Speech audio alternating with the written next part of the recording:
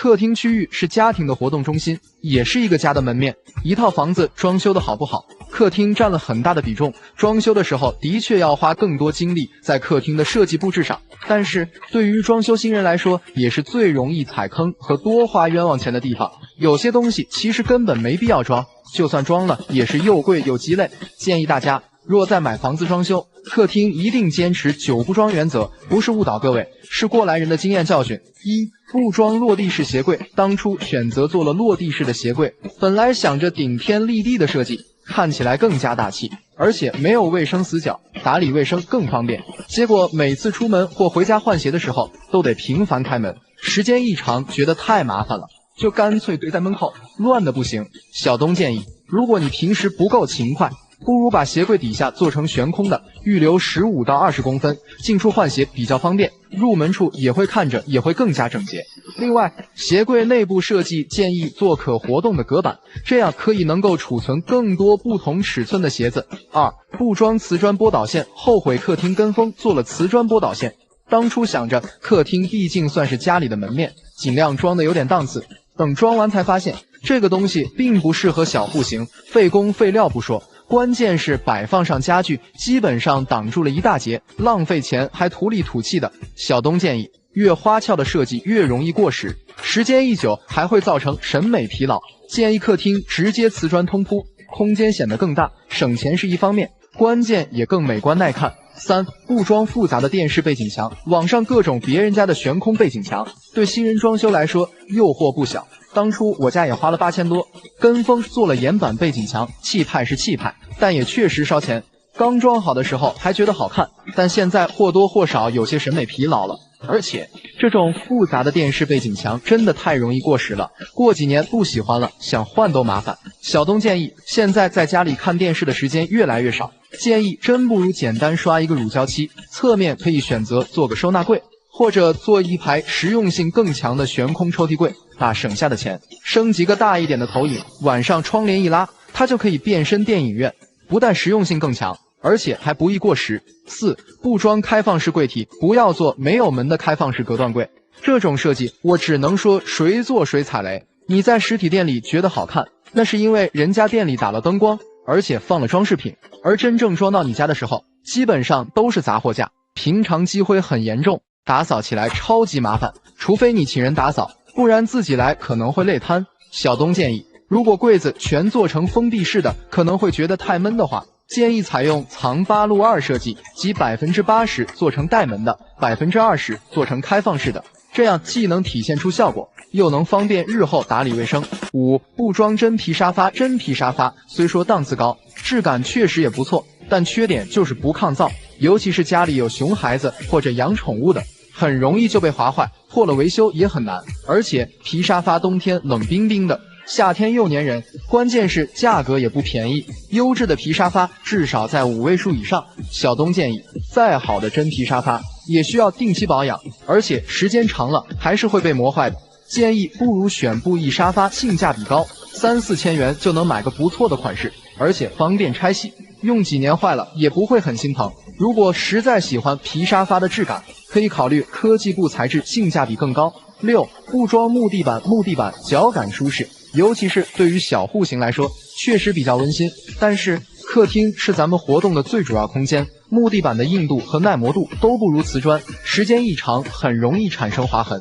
另外，木制品还有湿胀干缩的特性，受潮还会发生变形起拱，后期维修更换都非常麻烦。小东建议大家客厅首选铺瓷砖，无论是耐磨性还是环保性，都比木地板好得多，关键是还容易清理，也不用保养，非常省心。7、不装灯带。有很多人和我一样，是被装修设计师哄着装了这个东西的。灯带本身是为了烘托氛围的，如果你装了经常用也就算了，关键是平时总不开，时间长还积灰。像我家从装完到它坏也没开过几次，纯属浪费钱。其实客厅装了主灯，真心用不着这个东西了，还有射灯也一样。小东建议，如果你要做现在很流行的无主灯的设计，还可以考虑用到灯带和射灯，但是建议务必要找灯光设计师做专业规划，因为做好了就是给装修增光添彩，否则就是画蛇添足，多余浪费钱，还容易翻车。8. 不装硅藻泥，很多商家宣称硅藻泥能够除甲醛，为了装修环保、家人健康，很多人交了智商税。虽说这些材料的确能吸附甲醛，但能力实在有限，饱和后还会释放出来，反而增加了甲醛的挥发时间。最关键是凹凸不平的质感，装饰效果一般不说，还特别不耐脏。小东建议，硅藻泥这类材料本身没有行业规范，大部分以小牌子为主，材料和人工成本还很高，建议不如用乳胶漆，性价比高，颜色选择多样且环保，价格也更经济实惠。如果觉得装饰效果太单一，可以局部选择用墙布点缀。9. 不装复杂的吊顶，老一辈装修房子基本都要做吊顶，那时候讲究无吊顶不装修，而且还要做那种很复杂的夹层吊顶才显气派。但现在都2023年了，需要吊顶用来装饰的时代已经过去了，现在的装修更讲究轻装修重装饰，越复杂的东西越不提倡，而且现在的住宅层高基本不高，做吊顶很容易压层高，显空间压抑。小东建议，如果家里安装了中央空调和新风系统，必须做吊顶的话，也建议选择局部做边吊即可。反之，真不需要做吊顶，积灰还浪费钱，不如直接做个石膏线，后期软装搭配好，效果一样不会差。结语：总之，装修除了好看更要耐看，往往简约的最能经得起时间考验。在满足颜值的基础上，更重要的是以实用为主，切记不要盲目跟风。与其说流行的是最好的，不如说适合自己的才是最好的。时代要淘汰你，可能连招呼都不打。在装修行业很好的验证了这句话。可能大家不难发现，曾经那些火到一塌糊涂的客厅用品，如今越来越不受待见了。从万人追捧到被人嫌弃，他们究竟做错了什么？是自身缺陷导致的，还是时代改变导致人们的需求也变了？本期内容，小东就给大家盘点5个跌下神坛的客厅产物，或许淡出中国家庭也只是时间问题。1. 瓷砖波导线，很多年轻人可能想不通，铺装瓷砖时为何非要加个波导线造型，费工费料不说，效果又不好看。但其实任何一种材料都有它独特的作用，瓷砖波导线亦是如此。它不仅有分割功能区的作用，同时还能增加视觉的层次感，让地面看上去不单一，效果更丰富。尤其是早些年的欧式、美式装修风格，在这注重华丽，在这样波导线造型感觉更加高端大气。但是这些年的流行趋势有所改变，现在装修更流行简约现代或是极简奶油风，这些风格采用瓷砖通铺的形式，效果上才显通透大气。另外，对于客厅面积不大的户型，如果再强行加波导线的话，会有一种很强的割裂感，特别是摆放上家具之后，看上去更显局促压抑。所以在这种情况下，曾经红极一时的波导线造型也就跌下神坛，不受待见了。2. 柜机空调，说的家用空调无非是分体式和中央空调两种，其中分体式空调又分为柜机和壁挂机。柜机空调和中央空调相比，有价格优势，而且无非吊顶，安装维护也方便。和普通挂机相比，功率大，风力强劲，所以曾经也是很多家庭的首选。但是随着时间的推移，柜机空调的弊端也显现出来。首先，虽说柜机空调送风距离远，但直吹人，导致舒适度较差。其次，管道和电源线外露，美观度也不高，而且体积较大，放在客厅角落里，不仅占地方，还会有卫生死角。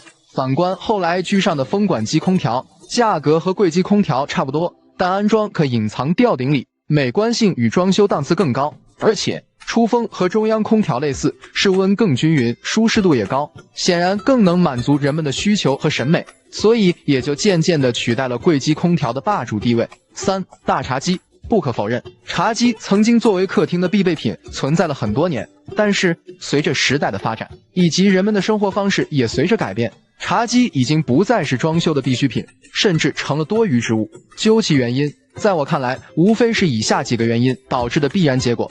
第一，以前人们喜欢边看电视边吃饭，茶几可代替餐桌使用，但现在大家都不再有看电视的需求，随处刷手机打发时间，也不需要在茶几上用餐。第二，茶几顾名思义就是为了喝茶和会客使用，但对于现在的年轻人来讲，很少喝茶不说，一年家里也来不了几次客人，自然就失去了它的价值。第三，茶几的话让省国不仅会影响行动路线，而且还让客厅看起来十分拥挤，特别是有小孩子的家庭，想要营造出玩耍空间，茶几就变成了累赘。综上所述，大茶几逐渐被淘汰也就不足为了。至于茶几的收纳功能，也并不一定需要，因为即便有遥控器或小物件需要放置，用沙发边挤代替即可。4. 岩板电视墙。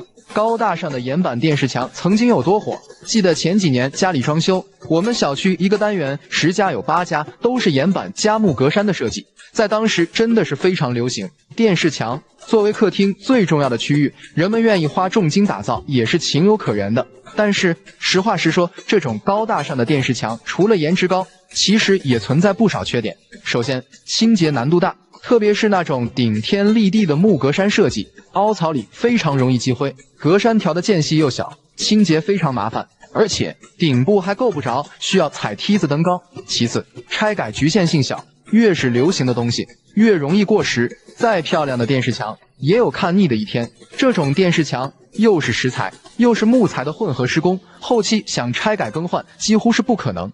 另外，成本造价高，岩板和木格栅都是比较贵的原材料，而且一整张的岩板上墙对施工难度要求也很高，人工费也自然不低，少则5000，多则1、2万，确实也是一笔不小的费用。近些年，随着轻装修、重装饰的装修理念呼声越来越高，大家渐渐也回归了理性，越来越多的人意识到岩板电视墙造价高、易过时、不好拆改的实际问题，所以它被淘汰也是在情理之中。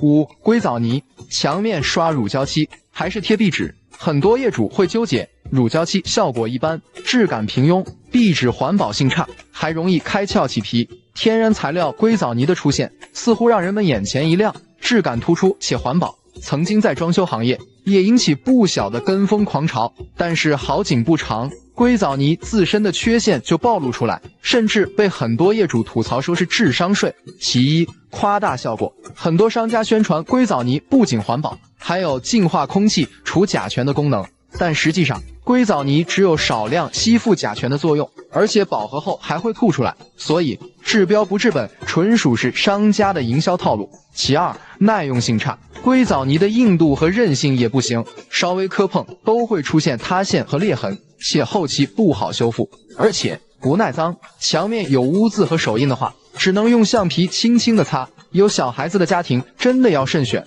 其三，行业不规范，价格贵。硅藻泥市场非常混乱，行业标准不统一，也不健全，这也导致产品质量参差不齐。一些不良商家利用消费者不懂的心理，把不达标的产品都能卖到天价。总体来说，硅藻泥自身价格贵，耐用性还差，而且功能也没有宣传的那么好，所以自然就跌下神坛，不受大家的待见了。